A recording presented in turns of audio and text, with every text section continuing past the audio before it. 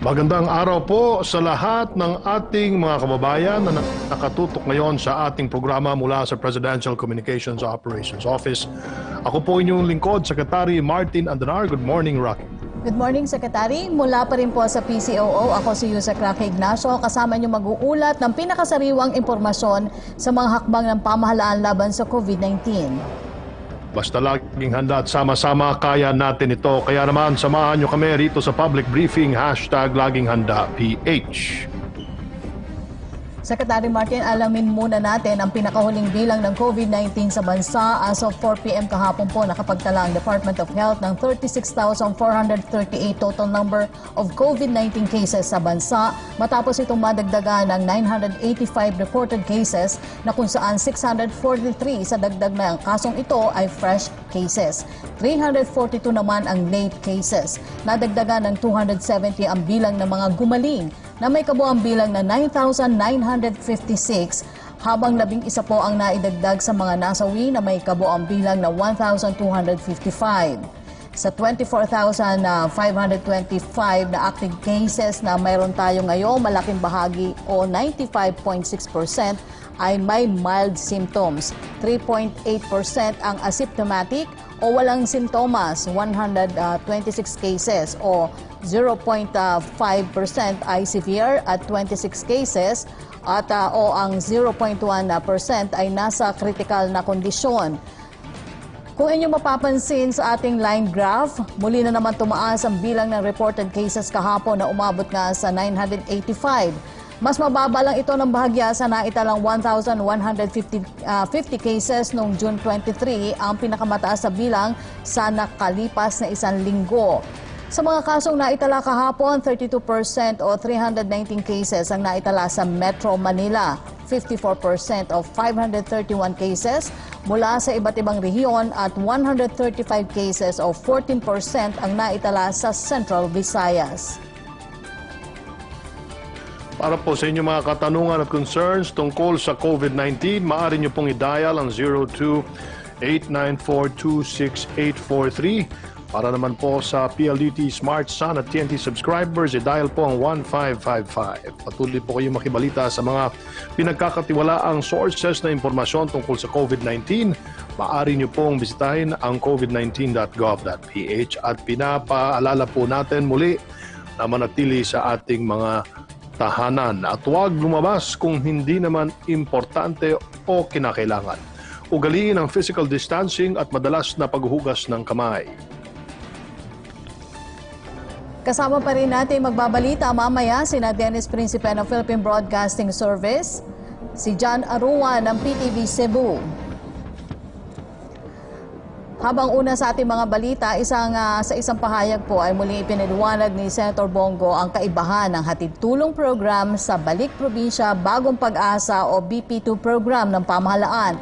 Anya, ang BP2 ay para sa mga naninirahan sa Metro Manila na nagnanais na magbalik sa kani-kanilang mga probinsya. Layo nito na i-decongest ang Kamaynilaan habang sinusuportahan ang paglago ng mga probinsya, habang ang hatid tulong naman po ay naglalayong matulungang makauwi sa kani-kanilang mga pamilya ang mga locally stranded individuals sa iba't ibang bahagi ng bansa. Sa kasalukuyan ay pansamantala munang ipinagpaliban ng BP2 para bigyan daan ang paghahatid sa mga LSI sa kani-kanilang mga probinsya. Anya, ibabalik lang ang naturang programa sa oras na maging handa na ang mga local government units na tanggapin ang mga magiging benepisyaryo nito. Nagpaalala pa rin ang senador na mahalagang mahigpit na ipatupad ang health and safety protocols sa pagpapauwi sa mga LSI at hinimok ang IATF na imbestigahan ang mga unauthorized travel sa ilalim ng pangalan ng programa.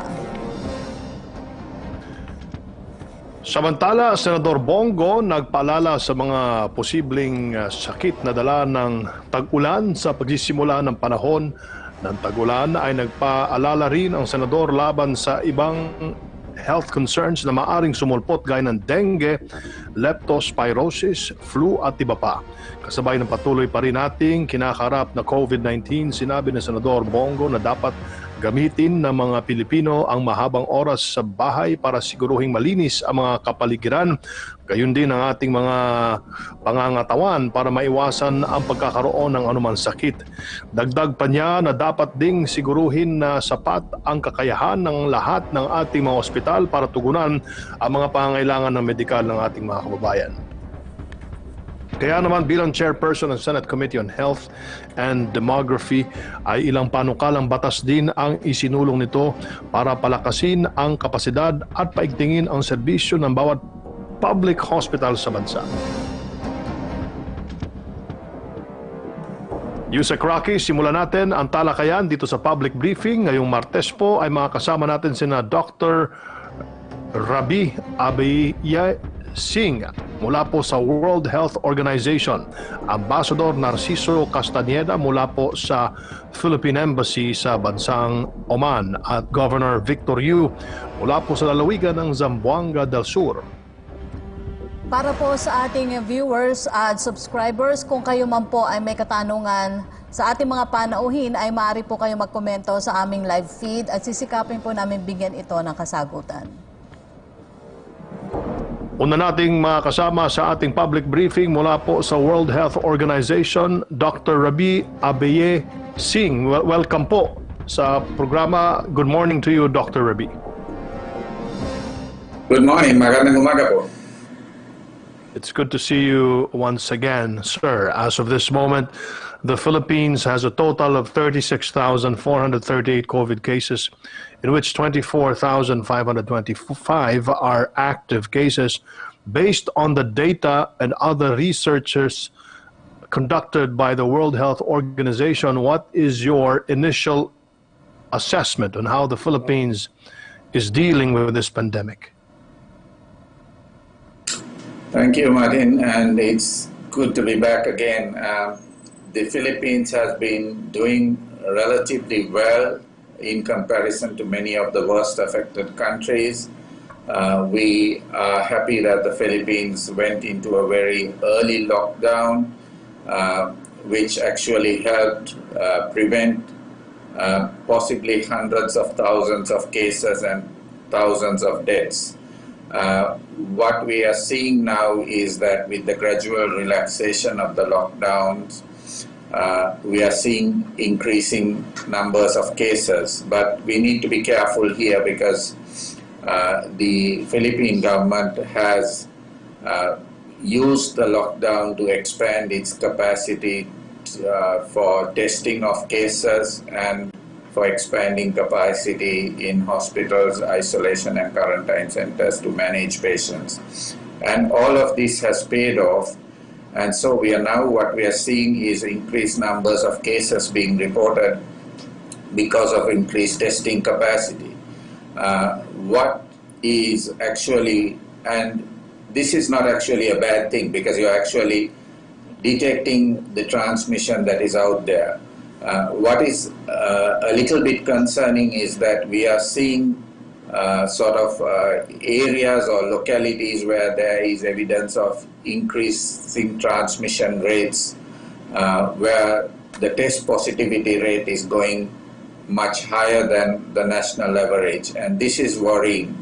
You are aware that we are seeing such places within NCR and in Cebu City, and also emerging hotspots in Region 8, in Leyte, Samar, etc. So I think what needs to be done and what we see from many other countries is that as we recognize that this disease is a new disease and we don't have treatment and we don't have a vaccine, we need to use so-called non-pharmaceutical interventions to minimize the health impact.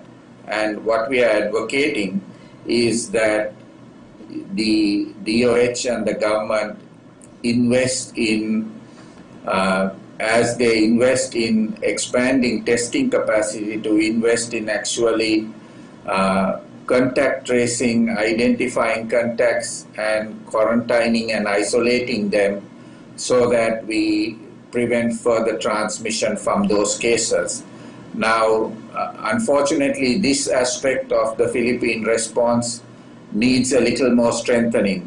There is improvement in the last month, but it's not keeping pace with the pace of the expansion of the testing capacity, and also the compliance with the requirements of the guidelines coming from the DOH doesn't seem to be universally good. So the DOH has come up with very good guidelines on how to manage positive cases, how to quarantine them, but the implementation at local government levels in different areas of the country is different. So where we see poor compliance with the guidelines, we are seeing the numbers of cases increasing, and this is actually becoming a worrying situation. Good morning, Dr. Rabi. The World Health Organization said that the Philippines leads in rise of virus cases in the entire Western Pacific. How did the World Health Organization come up with this conclusion? Kelly, I'm really thankful that you're asking me this question. The World Health Organization never made such a comment or an assessment. The World Health Organization actually has a dashboard with the numbers of cases. What happened was a journalist at the inquiry used that dashboard and interpreted it in this way. It's not the World Health Organization that did this. I've seen a lot of comments and commentaries and points of view aired that the World Health Organization did this. The World Health Organization does not compare countries or make such assessments. All that assessment was done by a journalist attached to the Inquirer in the Philippines using the data that we have in our dashboard, like many other dashboards that are globally available. So it is unfair to say that that WHO made that comment or assessment. We did not. Dr. Rabi, we have a question from Joseph Morong of GMA7. Here's his question. Should Metro Manila, because there are emerging hotspots, should it return to MECQ? We don't believe that the situation in the metro requires a reversal. We recognize the impact of this outbreak not only on health but also on the economy. And within the IATF recommendations, there is provision for localized lockdowns. And where we are seeing an upsurge of cases within the NCR in some localized cities or barangays, there is a need to make use of those provisions to suppress further transmission. And overall, what is most important is the feeling we get is that people coming out of lockdown seem to have forgotten that they need to still maintain physical distancing, hand hygiene, cough etiquette, everything that we've said. So as we go back, as we are striving to get our economy back on track, it is critically important that we recognize that the threat of this disease has not gone away, and that we all have a responsibility beyond the responsibility that the government took in locking down to continue to follow those simple measures of good public health so that we make it difficult for this virus to spread. Because what we are seeing now, worryingly, is that the increased levels of cases we are seeing is largely in a younger population of, say, 20 to 40 years, but eventually this is going to spill over to our elderly and vulnerable groups. And when and if that happens, we may see an increase in the mortality rate. So to prevent that, it is the time now to act, that we have to all play our part. We have to all continue to follow the guidelines that we had, that we followed so carefully when we were in lockdown. Just because we have relaxed the provisions, it does not mean that the pandemic is over. We just need to continue to follow those procedures which we refer to as the new normal until we have a long-term solution for this pandemic. Minimizing the transmission of infectious disease is a core function of public health or the public health law. As a representative of the World Health Organization in the Philippines, how do you apply the isolate, test, and trace approach as the best way to control the COVID-19? So Martin, again, as I explained, this is what we have at this point of time because we don't have specific treatment or a vaccine. So what we have at our disposal, which our regional director and the Director General has emphasized, is that by doing testing, isolating and treating patients and caring for them and following these basic public health principles, many countries have achieved remarkable success in containing the spread of this virus. And we believe that the Philippines can also do so. They are on track to do it. We just need to accelerate that process of contact tracing and isolation and strengthen our compliance with the guidelines on physical distancing, hand hygiene, etc., so that we can stem the number of cases even as we expand the testing. Dr. Rabi, question from Joseph Morong, if I may. What does the data show, though, in terms of what countries have the fastest number of increase in cases? So, unfortunately, we see the fastest number of increase in countries that have not followed lockdowns and the precautions that were advocated by WHO. So, countries that ignored the warnings, countries like Brazil, to some extent the US, where they were late or hesitant in implementing those measures, we've seen massive increases in cases, overwhelming. Similar situation we saw a few months ago also in Italy. So this is why we continue to advocate for the non-pharmaceutical interventions that we know can help reduce the health impact and the economic impact of this disease. Dr. Rabi, what is your message or reminder to the Filipinos? We have to all work together. This disease is not something that can be controlled by government actions or by a combined action of all the departments and the IATF. This disease can only be controlled if every one of you, every Filipino, every person in this country takes responsibility to protect themselves and through that action protect your families, your parents, your grandparents, and your greater community. So we need to work together. We need to come together. I believe you call it your Bayanihan spirit. Maximize that and follow the guidance that your DOH and the government and WHO is providing so that we can minimize the impact of this disease. Thank you very much, Dr. Rabi. Abeya Singh, the World Health Organization representative here in the Philippines. Thank you, Martin. Thank you for having me. Samantala, kumustahin natin ang kasalukuyang kalagayan ng mga Pilipino sa Oman. Makakapanayan po natin si Ambassador Narciso Cantaneda. Tama po ba? Cantaneda. Mula po sa Embassy of the Philippines in Muscat, Oman. Castaneda. Oh, nagkamali ng spelling ng writer namin dito. Sir, magandang araw po sa inyo. Good morning. Magandang araw din sa inyo. Ambassador Castaneda, sir, ayon po sa Oman Health Ministry, may higit 21,000 ng recoveries dyan po sa Oman. Gaano po kahigpit ang health protocols at ano po ang mga best practices na maaring tularan? Sa ngayon, tama yung mga figures na binigay nyo. Medyo parami din ang kaso nila ng nag-increase ang number of cases of COVID nila dito.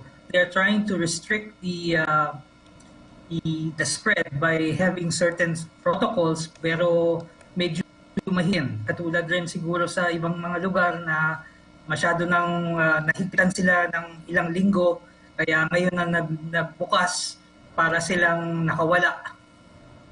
Opo, Ambassador, magandang araw po. Noong pong linggo ay nabalita ang 1,197 new cases sa Oman at 488 daw po rito mga non-Omanis at kahapon naman po ay 375 yung mga hindi taga-Oman ang nadagdag. Kumusta po ang ating mga kababayan naman dyan? Sa aming mga records, 9 Filipinos ang naka-confine dahil sa COVID. Isa pa lang ang namatay. Unfortunately, medyo severe yung kanyang kaso. Pero yung sa mga 9 na hospital, 5 are supposedly out of ICU. The other 4 are a bit in better condition. So, hindi naman tayo ganun yung community natin, hindi naman ganun ang pinsala ng COVID sa kanila. Yung mga ibang mga dayuhan, katulad ng merong mga laking populasyon dito ng mga nagtatrabaho, katulad ng Mumbai, tsaka ibang mga workers nila, meron silang mga barracks. Diyan medyo mabilis kumalat yung COVID pag medyo dikit-dikit tapos hindi na susubaybayan na nangyayari. Opo. Ambassador, noong July 1st po, yung Oman po nag-launch ng new tax card system that will serve as a proof of registration ng isang taxpayer. Pero ano po yung posibleng epekto nito sa ating mga Filipino workers at migrants? Maraming dito mga patakaran na nilalabas nila recently. Hindi pa rin naisisiguro kung ano eksakto ang epekto niyan sa ating mga kababayan dahil marami silang mga niro-roll out na mga bagong patakaran tungkol sa expatriate workers dito sa Oman. Kaya titingnan ho natin kung ano ang mangyayari diyan pa sa kanilang mga programa na ito. Ambassador, kumusta po ang repatriation efforts ng inyong tanggapan at ilan na po ba ang mga nakauwi? We had our first successful repatriation flight last week. 279 Filipinos were on board that flight. Itong July 1st, we have an additional flight going to Manila na ilakad ho namin sa gobyerno dito at sa gobyerno natin na para mapabilis ang kanilang approval para makauwi sa atin. We're scheduling at least 2 or 3 per month flights. Hopefully, we will be able to reduce the number of mga kababayan natin who are willing to go home and escape the problems of COVID here in terms of employment. Doon naman po sa mga nawalan ng trabaho, nabanggit nyo na po yung employment, ano po ang tulong na ibinibigay po ng inyong tanggapan sa kanila? Meron po kasing, I believe, $200 na benepisyo na pwedeng matanggap mula po sa DOLE. Ito po ba ay naipamahagi na natin? Sa ngayon, we have about 6,700 Filipinos who have availed of the program. Itong binibigay ng ating gobyerno, and our Philippine Labor Overseas Office here has been very prompt in trying to disburse all these funds available. Medyo katulad nung last time na kinausap niyo ako dito sa programa niyo, siyempre meron tayong limited funds, what is available and what is possible to give. Pero natutulungan ho sila. Ambassador, pagdating naman po sa programa ng pinansyal, yung pong sinasabi nating DOLE AKAP for OFWs, pero gaano na po ba talaga karami yung nakatanggap ng tulong? Base po sa inyong datos dyan. According to the latest data that was given to me by the Polo office yesterday, 6,450 na ang nabigyan natin ng tulong ng $200 each. And this has been received by them So that is the actual amount that has been disbursed. So 6,450 times $200, yun ang lumabas na from the Dole AKAP program. Now there is a remainder that still has to be disbursed, and it will be done quite soon, I'm sure. Bilang panghuli, mensahe niyo po sa mga Pilipinong naninirahan sa Oman, Ambassador Castañeda.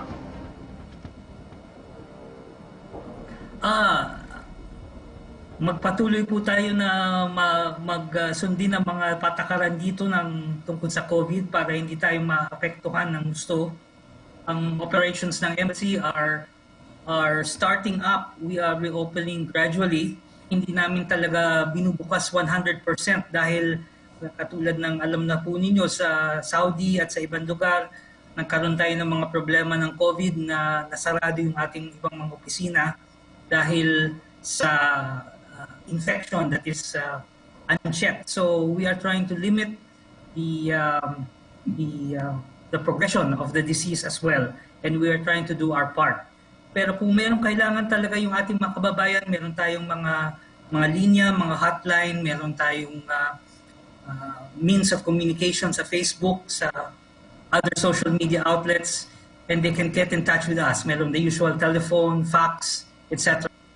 So it's a work in progress dahil talagang we are in a crisis situation. So it's a slow progression to returning to normal, and we will try our best to ensure that our fellow Filipinos are attended to adequately. Maraming salamat po sa inyong panahon, Ambassador Castañeda. Nawa po ay mas naliwanagan ng ating mga kababayan. Mabuhay po kayo at mabuhay po ang inyong tanggapan. Maraming salamat po. Thank you. If we give the right information, let us consider that as part of our civic duty. The fight against coronavirus is an arduous and protracted one, but this is a battle worth fighting and winning for. The fight against COVID-19 starts at your doorstep.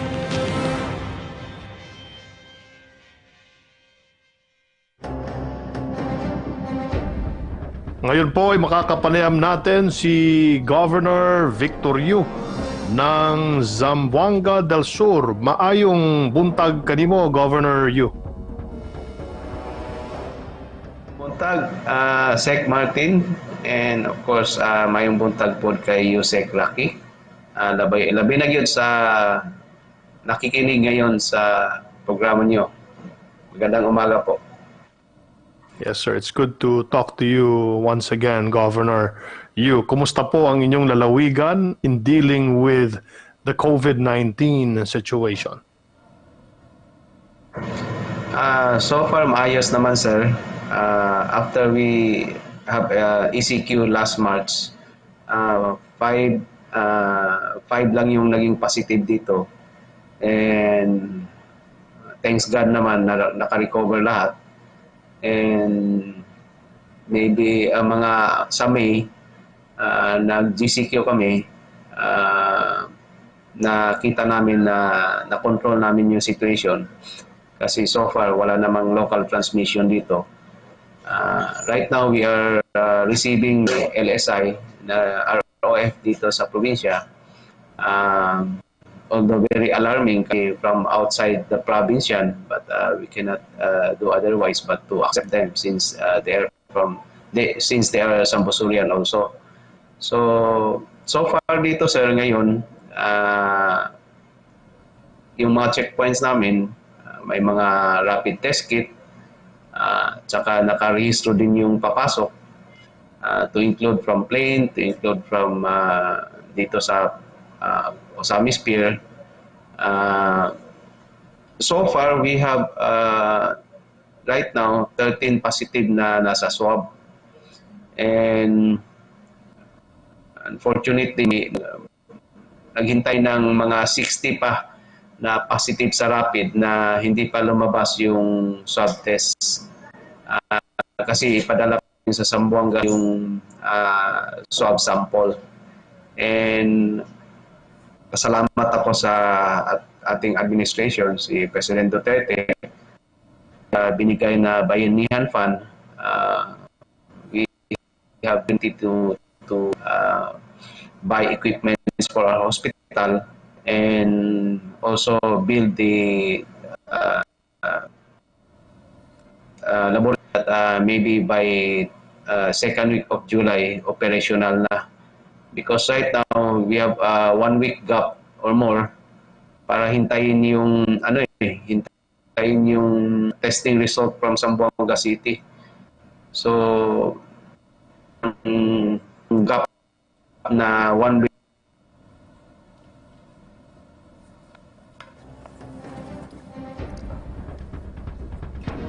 Governor, are you still there? Okay, so nawala po yung signal ni Governor. Baka pwede natin siyang balikan mamaya, Rocky. Pero mahalaga, itong area ng Zamboanga del Sur, syudad ng Pagadian, dahil sunod-sunod na yan. Dire-diretso na yan, papuntang Dapitan, sa mga area na yan. At all the way to Misamis Occidental. So kailangan mabantayan talaga ng husto itong area na ito, Rocky. Opo, kaya nga po nagdesisyon na rin po ang pamahalaan na talagang ayusin mabuti yung sistema sa mga pagpapauwi pa rin ng ating mga locally stranded individuals para masiguro po yung hindi pagkalat pa rin ng COVID-19 sa mga lalawigan. Samantala, pansamantala man pong itinigil ang Balik Probinsya Bagong Pag-asa program para bigyan daan ang pagtulong sa mga locally stranded individuals sa bansa sa ilalim ng hatid tulong program. Iisa lang naman po ang layunin ng parehong programang ito, ang matulungan ang mga kababayan nating nais nang makapiling ang kani-kanilang pamilya. Panoorin po natin ito.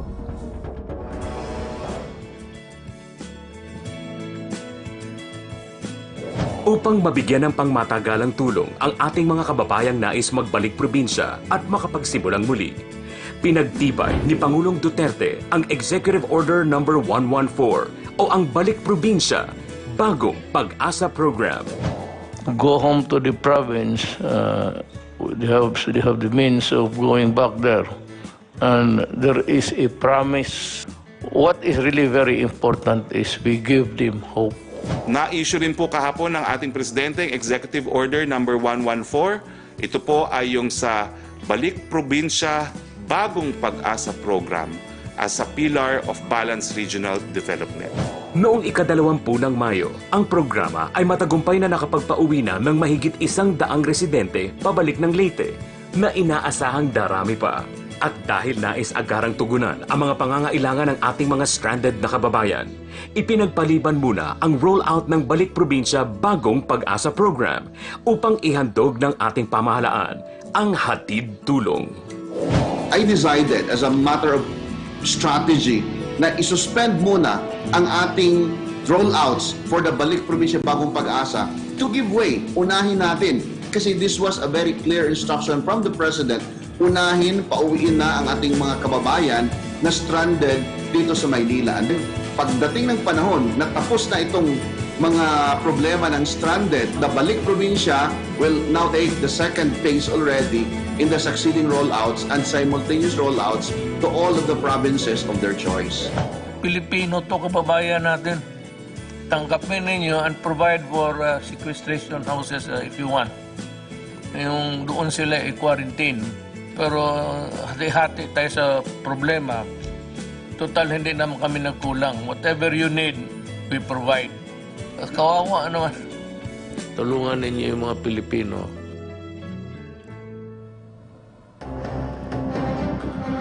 Balikan po natin si Governor Victor Yu ng Zamboanga del Sur. Pasensya na po kayo, Gov. Medyo naputol po yung ating linya ng komunikasyon. Ano-ano po ang mga safety measures na patuloy na ipinatutupad po ng inyong pamunuan, sir? Yung rapid test namin, yung uwi dito sa probinsya, rapid test. Saka Sek? Pa ba ako, Sek? Yes, sir. Medyo putol-putol po. Yusek Rocky, take it away. Opo, Hello? Governor, magandang araw po. Sa kabila po nung ating kinakaharap na suliranin at ngayon nga po ay nag-a-adapt tayo sa new normal, gaano po kahalaga na mayroon tayong mga proyekto naman pang edukasyon? Kagaya po ng naganap kahapon na launching po ng Provincial Library at yung Tech for Ed Center po sa inyong lalawigan, Governor. Okay, mukhang Secretary mukhang nawala ulit sa linya ng ating komunikasyon si Governor. Putol-putol. Opo, Governor. Nawala ulit sa linya sa atin ng linya ng ating komunikasyon kay Governor at tatry po nating balikan si Zamboanga del Sur Governor Victor Yu, Secretary, para alamin po rin natin yung kanilang mga ginagawang kahandaan. Governor. Magandang araw po ulit. Governor, ulitin ko lang po yung tanong ko sa inyo kanina bago po tayo maputol. Ito po kasi marami rin nagtatanong sa atin tungkol dito sa Zamboanga del Sur. Sinasabi po nila na sa kabila nga daw po ng mga kinakaharap na suliranin, ngayon ay nag-a-adapt kasi tayo sa new normal. So sa inyo po, gaano po kahalaga na meron tayong mga proyekto naman pong pang-edukasyon, kagaya po nung nilaunch niyo po kahapon sa Provincial Library at Tech for Ed Center sa inyong lalawigan? Actually, plano namin before na dito sa Zamboanga del Sur na talagang mag-cover sa signal sa Wi-Fi yung buong Zamboanga del Sur. And right now, although there is a program from the ICT, we have also a program for the province. In cooperation with the ICT, maglagay kami ng infrastructure at equipment para makover ng internet signal yung buong probinsya.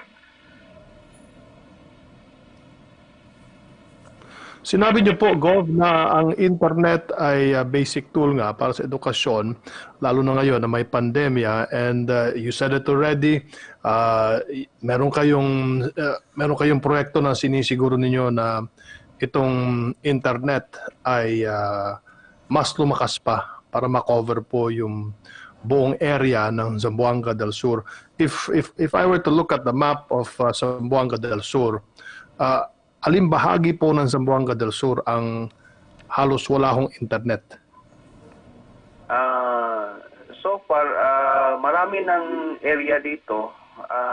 Selected lang kasi sa na nasa map ng DICT na may internet. But yung gawin ng probinsya is maglagay ng mga antena and facilities para to cover kung not maybe the entire area, but maybe more than 80% to 90% i-cover namin ng signal. Opo, Governor, kamakailan din po ay nakatanggap na honorarium yung ating mga barangay health workers, pati na po yung mga barangay nutrition students sa inyong lalawigan. Ano na po yung update dito, Governor, at ilan na po yung nabigyan? At ilan po yung plano ninyong bibigyan? So far, we have a list of 1,900 BSW and barangay nutrition scholar na bibigyan namin ng honorarium. Alam naman namin na sila talaga yung frontliner natin sa barangay. In fact, I encourage them na huwag malitin yung responsibility niyo dahil maliit lang honorarium niyo. But your role, yung papel niyo sa barangay in terms of health monitoring is very important yan. Hindi kaya ng munisipyo yan, hindi kaya ng probinsya yan. Actually, 1,900 yung target natin. Many barangays, many BSW, hindi accredited dito sa IPSOs o sa DOS, kaya hindi sila nakatanggap. So we encourage the barangay officials, especially the health board sa munisipyo, na kailangan ipa-accredit sila para makatanggap din yung iba na hindi na-accredit. Governor Victor, sir, maiba ho tayo. Napaka-interesting po nitong hybrid yellow corn na under ng Plant Now Pay Later program. Gaano na po karami sa ating mga kababayan dyan ang nakatanggap ng free corn seeds at ilan po ba ang ating target? So far, yung target ng province is 1,000 beneficiaries or 1,000 hectares. So far, we have distributed, I think, around 200 plus pa. Kasi hindi naman pwedeng biglaan na, especially right now, COVID tayo, hindi pwede yung maramihan yung pag-distribute. So, yun ang ano namin, Sec.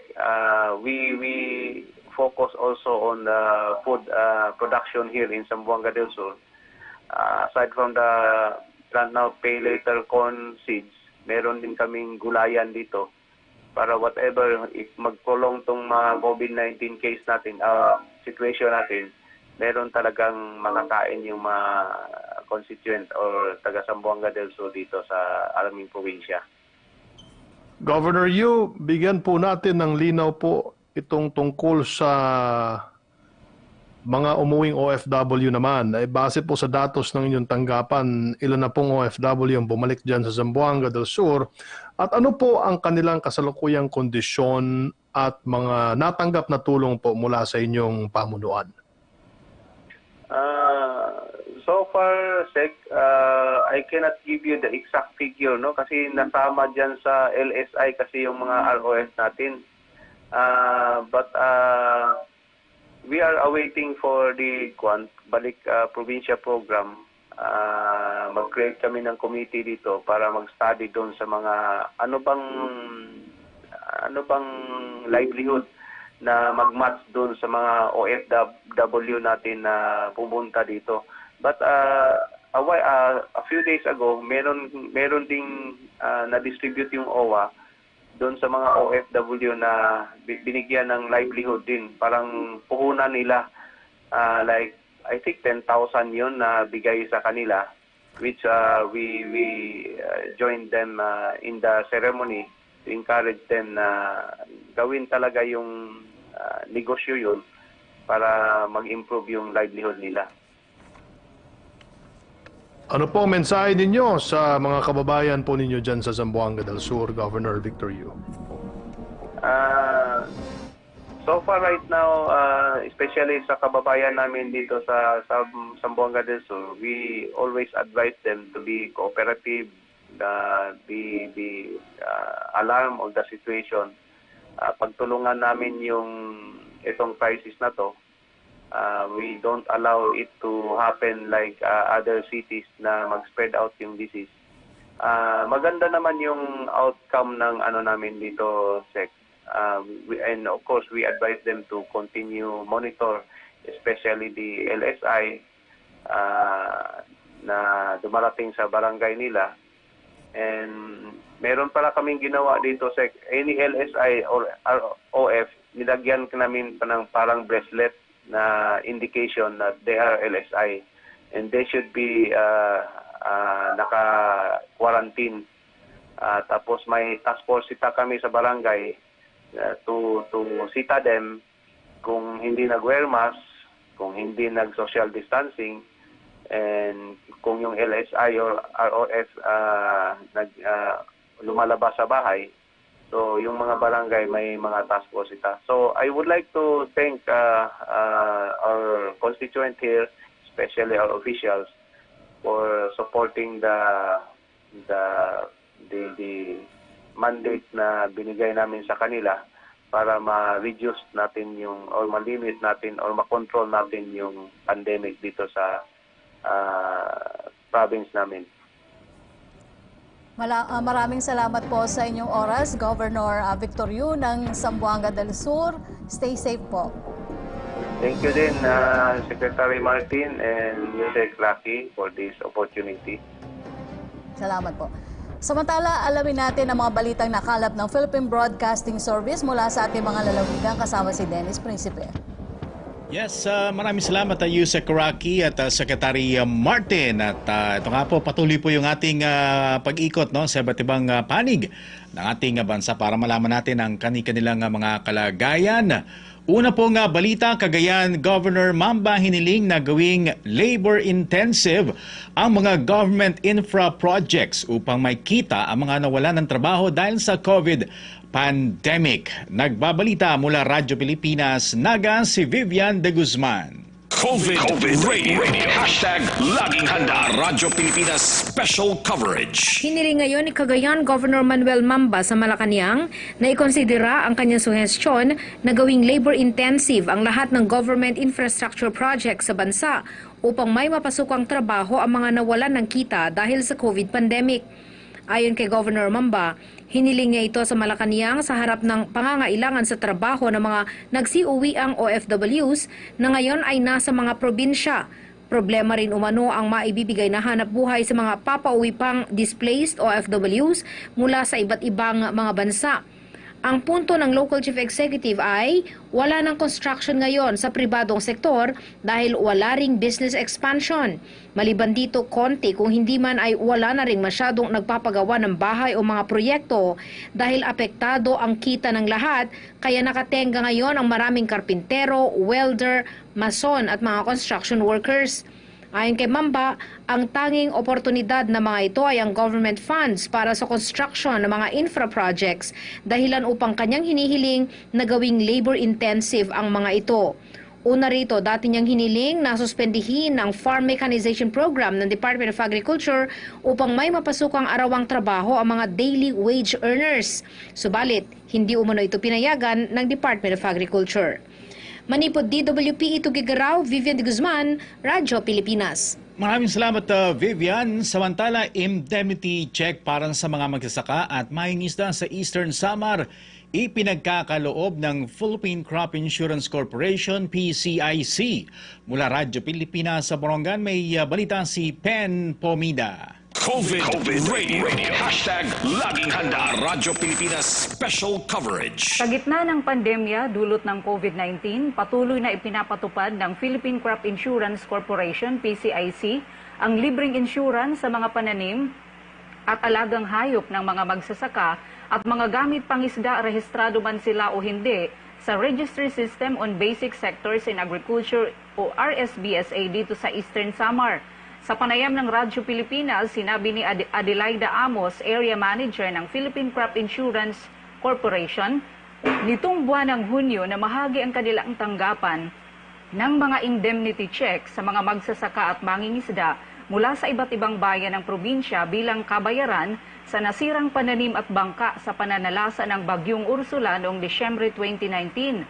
Sa buong taon ng 2019, umabot sa 15.3 million pesos na indemnity checks ang ipinagkaloob sa mahigit 4,000 magsasaka. Samantala ngayong taon, 2020, mula Enero hanggang nitong buwan ng Hunyo, may 722 magsasaka na ang nabiyayaan ng indemnity checks na umaabot sa halagang 2.7 million pesos. Kung kaya tinihikayat ng ahensya ang mga magsasaka ng palay na hindi rehistrado sa RSBSA at may sinasakang 1/4 hectare at hindi lalampas sa 1 hektarya na ipasiguro ang kanilang palay ng libre. Samantala ang mga rehistrado ay makakapagpasiguro naman ng libre sa hanggang 1.5 hektaryang palayan. Libre anya ang programa upang mabigyan ng proteksyon ng mga stakeholders sa agrikultura maging ang puhunan sa sakahan sa oras ng pagkalugi dahil sa kalamidad o pag-atake ng peste sa mga pananim o sakit sa mga alagang hayop. Tikang Didiha, Syudadhan, Borongan, Pen Pumida, Radyo Pilipinas. At yan ang mga balita nga nakalap ng ating mga reporters. Ito po sa Radyo Pilipinas Uno. Balik sa inyo, Yusek Araki at Secretary Martin. Maraming salamat sa iyo, Dennis Principe.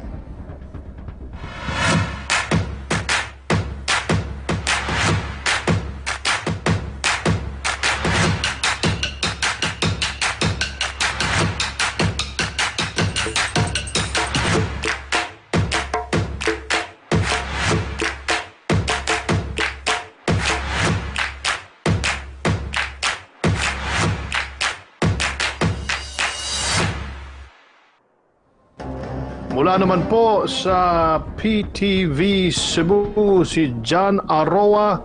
Maayong udto nimo, John.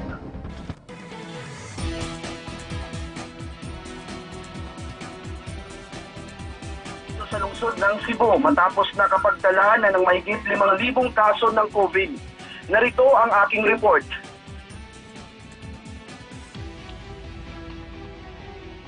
Matapos ang nangyaring pagdiriwang at street dancing sa Barangay Basak sa Nicolas sa kabila ng umiiral na enhanced community quarantine sa lungsod ng Cebu, naging emosyonal ang punong barangay nang makaharap ng PTV News team. Ayon sa kanya, na sa kabila ng sakripisyo at pagod para makatulong at makapagserbisyo sa kanyang mga kababayan sa gitna ng krisis sa COVID-19, ngunit hindi pa rin siya nakaligtas sa mga puna. Ayon sa kanya, pagod na siya at gusto na niyang magpahinga kasama ang kanyang pamilya. Nananawagan rin ito ng pag-unawa at inako ang naging pagkukulang. Ako na apil na gani kong contact tracing. Gibiyaan ako kong pamilya para sa mga tao. Wala na ko muli sa mua kaya di ko gusto nga kung siya may tabo na ko, ma-apil sila. Nauna nang sinabi ni Navarro na tanging ang imahe ng patron lang ang dapat iprosesyon at walang pagtitipon o seremonyas na magaganap. Pinadala na si Navarro ng show cause order ng DILG at kasong kriminal at administratiba ang kakaharapin nito dahil sa paglabag ng ECQ guidelines. Isinailalim na sa lockdown ang sitio alumnus. Nag-deploy na rin ng maraming pulis para masiguradong nababantayan ang lugar. Ininspeksyon rin ni PRO7 Director Ignatius Ferro ang lugar at tiniyak na matapos ang insidente, patuloy na mas pag-iibayuhin ng kapulisan ang kanilang trabaho. Malaki rin ang naitulong ng SAF troopers sa pagpapanatili ng kaayusan sa lungsod. Your Police Regional Office 7, your Amigo Caps have been diligently doing its job. The arrival of our Special Action Force is a good complement, a good reinforcement for us. Samantala, Secretary Martin sa talaan ng Cebu City Health, nasa 5,141 na ang kaso ng COVID sa lungsod ng Cebu. Pumalo naman sa 2,713 ang mga gumaling. Nasa 169 na ang mga nasawi matapos nakapagdala ng 13 panibagong casualties. Sa ngayon, nasa 2,259 na ang active cases sa lungsod. At yan muna ang latest mula dito sa Cebu City. John Arua para sa Bayan. Dagang salamat, John Arua ng PTV Cebu. Maraming salamat po sa lahat ng mga naging panauhin natin ngayong araw at ang ating partner agency sa kanilang patuloy na suporta at walang sawang paghatid ng balita at impormasyon. Maraming salamat din po sa Filipino Sign Language Access Team for COVID-19 para sa inyong suporta sa ating programa. Mabuhay po kayo! At dyan nagtatapos ang ating programa para sa araw na ito. Ako po ang inyong lingkod, Secretary Martin Andanar mula sa Presidential Communications Operations Office. At mula pa rin po sa PCOO, ako naman po si Jose Crack Ignacio. Hanggang bukas pong muli dito sa Public Briefing, #LagingHandaPH.